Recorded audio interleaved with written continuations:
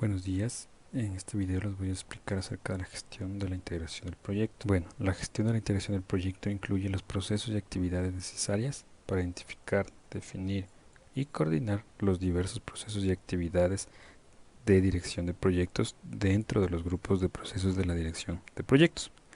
En el contexto de la dirección de proyectos, la integración incluye características de unificación, consolidación, comunicación y acciones integradoras cruciales para que el proyecto se lleve a cabo de manera controlada, de modo que se complete, que se maneje con éxito las expectativas de los interesados y que se cumpla básicamente y principalmente con los requisitos.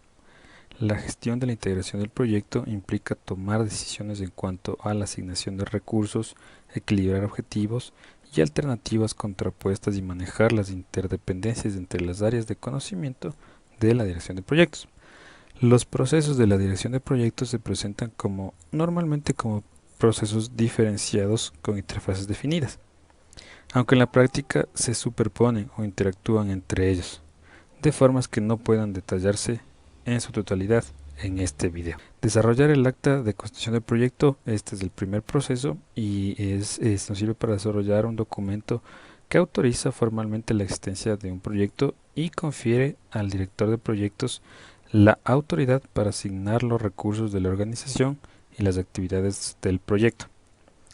Desarrollar el plan para la dirección de un proyecto es el segundo proceso y nos sirve para definir, preparar y coordinar todos los planes secundarios e incorporarlos en un plan integral para la dirección del proyecto.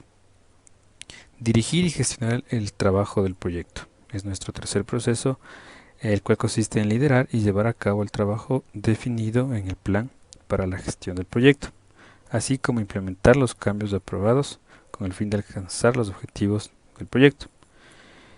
Luego tenemos el cuarto proceso, que es monitorear y controlar el trabajo del proyecto. Es el proceso de liderar, llevar a cabo el trabajo que se ha definido en el plan para la dirección de proyectos. ¿Qué más tenemos? Tenemos el quinto, que es realizar el control de integrado de cambios. Este de aquí se debe analizar todas las soluciones de cambio, es decir, tiene que aprobarse, gestionarse todos los cambios que se vayan a hacer a los entregables. Finalmente tenemos el sexto proceso, que es cerrar el proyecto o la fase. En este de aquí, como su nombre lo indica, consiste en finalizar todas las actividades en todos los grupos de procesos en cuanto a la dirección de proyectos. Como podemos ver aquí, tenemos todas las fases de la gestión de integración de proyectos. Tenemos el inicial, que es el desarrollo del acta de constitución del proyecto, la planificación, la segunda fase, que es desarrollar el plan de dirección de proyectos, el tercero es la ejecución, tenemos dirigir y gestionar los trabajos del proyecto, tenemos el cuarto, que es el seguimiento y control, donde entran dos procesos, que es la supervisión y control de los trabajos del proyecto. Tenemos el otro, que es realizar el control integrado de cambios, que lo mencionamos, y finalmente el cierre, como bien lo indica, es ya el cierre del proyecto en este caso, que es otra fase. Bueno, dentro de cada uno de estos procesos tenemos entradas, salidas y bueno, hay herramientas y técnicas para poder integrar estos dos elementos.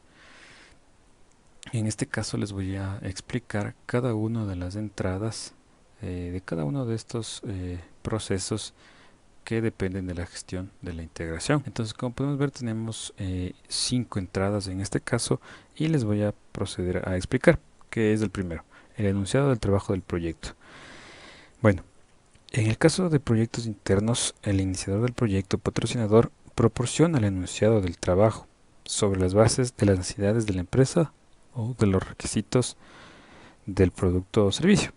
Es decir, bueno, en este caso es una parte de la licitación del contrato y pues obviamente aquí se darían en nuestro caso los TDRs. ¿Sí? Perdón, bueno, después de esto tenemos la segunda entrada, que como bien se lo menciona es el caso de negocio. ¿Qué es esto?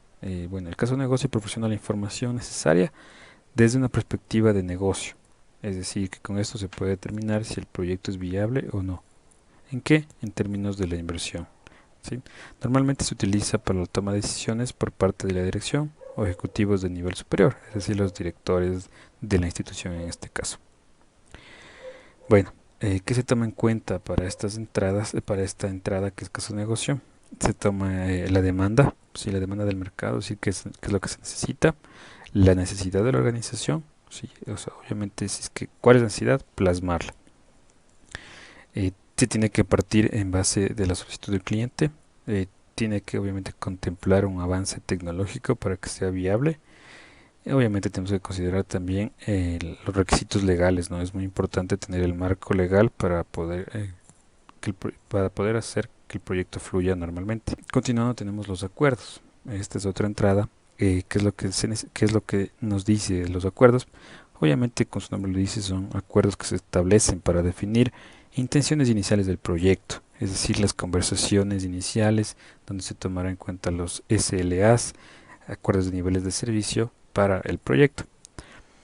Tenemos la siguiente entrada, que son los factores ambientales de la empresa. ¿Qué es esto? ¿O qué nos influye en los factores ambientales de la empresa? Por ejemplo, en nuestro caso tendríamos estándares gubernamentales, códigos de conducta interna, estándares de calidad de la empresa. Todos estos de aquí tienen que ser considerados para el desarrollo del acta de constitución del proyecto y les vamos a ver más adelante, esto viene influyendo en todos los procesos internos. Tenemos también algo que influye muchísimo, es la cultura y la estructura de organización y obviamente las condiciones del mercado en el que trabajemos. Finalmente tenemos la quinta entrada, que es activos de los procesos de la organización. Los activos de los procesos de la organización pueden influir en el proceso de desarrollar el acta de constitución del proyecto, ¿sí? Entonces, ¿qué incluye dentro de estos procesos estándares de la organización? Políticas.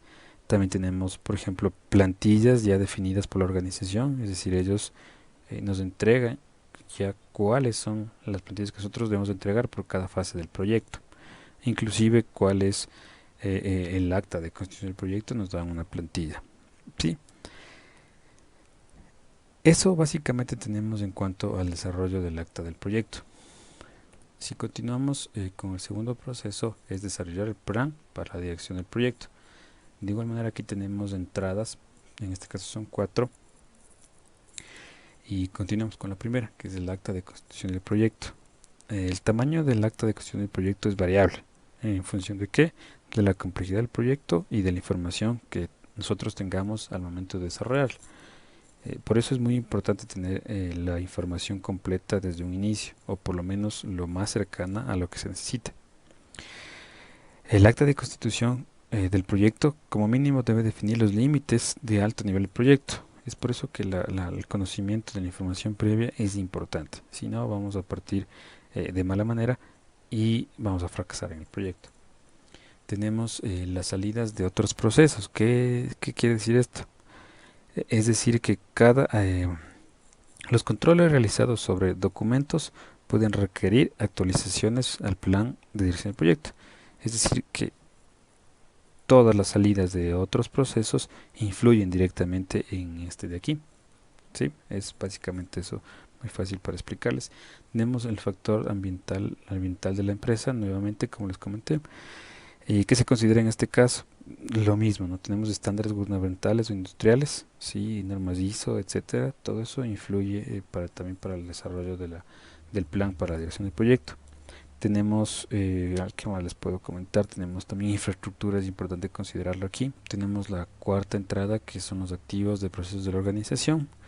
¿Qué quiere decir esto? De igual manera, ¿no? Tenemos plantillas, procedimientos, archivos, información histórica, bases de conocimiento para la gestión del proyecto, etcétera, ¿no? Entonces, aquí es importante tener guías estandarizadas para este tipo de plan de dirección del proyecto, para que nos facilite la consecución satisfactoria del proyecto.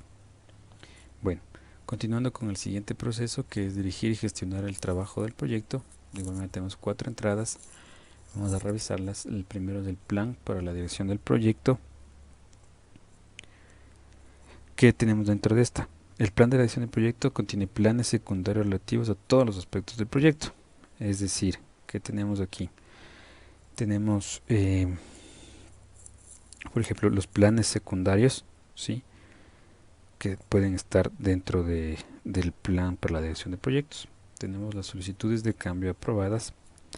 Esto es bastante importante, ¿no? Siempre que nosotros vayamos a hacer un cambio dentro del proyecto, tenemos que primero comentarlo, ver si se aprueba y finalmente que se apruebe. Una vez que se apruebe, debe estar sentado con escritos todo esto para que no afecte el producto terminado. Entonces es muy importante tener este control de cambios. Tenemos los factores ambientales de empresa, como ya lo hemos mencionado. De igual manera aquí, adicionalmente a lo que ya hemos revisado, tenemos la tolerancia al riesgo de los interesados, es decir, que cada cambio que yo proponga o que vayamos a hacer no se vea reflejado en todos los interesados. ¿Sí? Tenemos como cuarto el activo de los procesos de la organización. ¿Qué quiere decir esto de aquí? De igual manera, como ya lo hemos venido viendo en anteriores procesos, tenemos procedimientos para la gestión de incidentes y defectos que se definen para que los controles, para el control de cambios. Es decir, que la identificación de los problemas o de los cambios sea efectivamente una solución y no simplemente un parche o un cambio que realmente no sea necesario. Tenemos el siguiente proceso, que es monitorear y controlar el trabajo del proyecto. Tenemos 7 entradas en este caso. Como vemos, ya estamos en la parte de monitoreo y control, por eso es que tenemos inclusive 7 entradas. Es muy importante esta fase, ¿sí? Y vamos a comenzar con la primera entrada, que es el plan para la dirección del proyecto. ¿En qué consiste esto de aquí? Pues implica contemplar todos los aspectos del mismo, es decir, todos los aspectos del plan, ¿sí? Los planes secundarios incluidos en el proyecto deben constituirse como base para controlar el proyecto también, ¿sí? Tenemos el siguiente, que es el pronóstico del cronograma, es decir, ya nos da una visualización más amplia de cómo vamos a plasmar el cronograma. Generalmente se expresa en términos de variación del cronograma e índices de desempeño del cronograma. Sí, el pronóstico se puede utilizar para determinar si el proyecto se encuentra todavía dentro de los rangos de tolerancia o simplemente ya está sufriendo algún problema con el cronograma. Los pronósticos de costo, que es la tercera entrada, tenemos que se derivan del progreso realizado, siempre partiendo de una línea base, ¿no?, de costos y estimaciones calculadas hasta la conclusión. Generalmente estos términos se expresa en la variación del costo e índice de desempeño del costo. Continuando con el siguiente, son cambios validados. ¿Qué son los cambios validados? Obviamente viene enteramente ligado al anterior proceso, que son los cambios aprobados, que se debe realizar un control integrado de cambios, ¿sí? Como les dije, tiene que estar documentado y una vez que ya sea aprobado, tiene que estar correctamente implementado. Por eso es importante el control en esta fase. Tenemos el siguiente, que es la información de desempeño del trabajo. Como su nombre indica, tenemos que ver cómo se está desempeñando el trabajo, siempre controlándole, como con procesos de control inclusive, ¿sí? La información de desempeño del trabajo, sin embargo, conlleva correlaciones y contextos, proporcionando una línea base sólida para la decisión del proyecto. ¿Sí? Es muy importante. Algunos ejemplos de información de desempeño son el estado de los entregables, es decir, el porcentaje de avance de mi proyecto, el estado de la implementación, ¿sí?, de las solicitudes de cambio, los cambios aprobados, y lo que ya hemos visto, los pronósticos de tanto de costos y de cronograma. Es importante el medir el desempeño del trabajo. Tenemos factores ambientales. En este caso les puedo comentar que pues tenemos que tener siempre fijo una tolerancia al riesgo por parte de los interesados, ¿no? Es decir, ellos también en esta fase se pueden ver perjudicados por los factores ambientales. Es decir, si ellos no tienen procesos ágiles y rápidos, se puede demorar el proyecto. Tenemos el siguiente, que es activos de los procesos de la organización, que también lo hemos visto.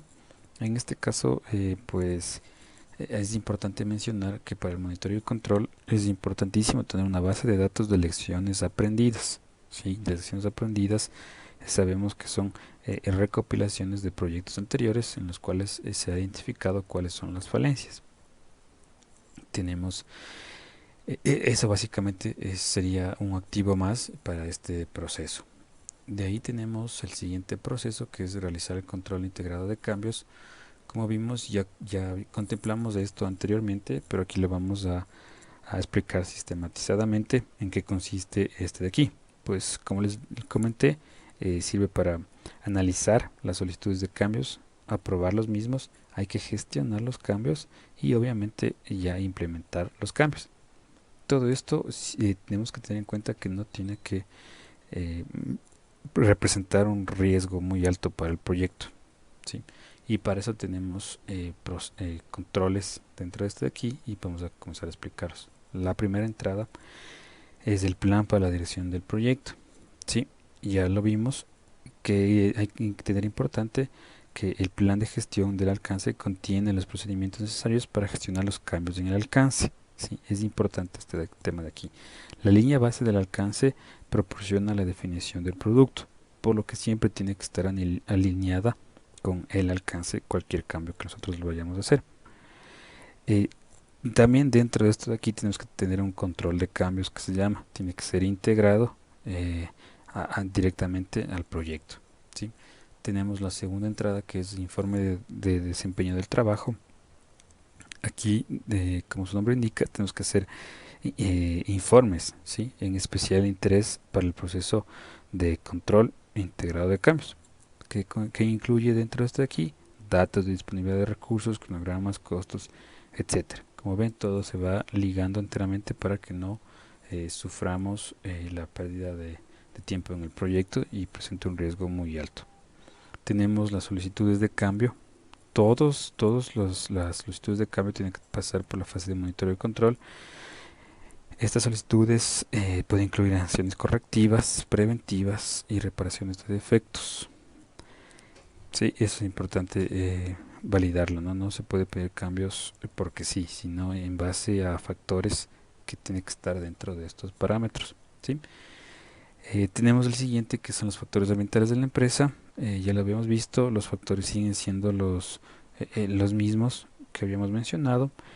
eh, y, y para agregar algo más en este tema, podemos decir que se puede incluir una herramienta de software para gestionar todos estos cambios. Entonces, una vez identificados, los procesamos a través del software y queda relativamente gestionado ahí hasta que se dé solución al mismo, ¿sí?